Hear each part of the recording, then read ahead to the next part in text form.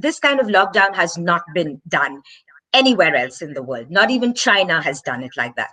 China isolated the provinces that were affected.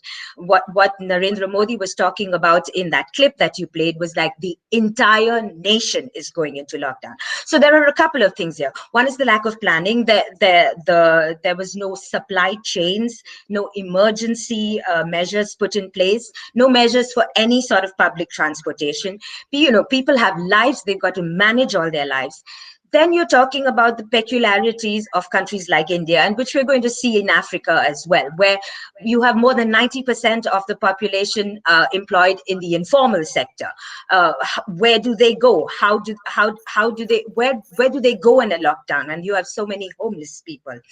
And then finally, also what you're seeing is all the policies that have been taking place for years that really come up in the time of a crisis, which is the law enforcement machinery in some of the states run by the ruling Hindu nationalist BJP party.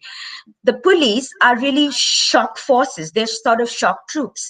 So the orders that went down were implemented in this extremely harsh way where, police are beating up people.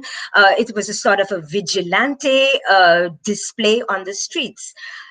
India doesn't need to be like this. It has a public distribution system that has been in place since nearly independence time. They've got health measures. So there was no reason, and there was enough time for this. Prime Minister Modi, the last weekend, had declared a one-day curfew and invited people at 5 p.m. to come out and clap their hands, which just turned into pandemonium on the streets.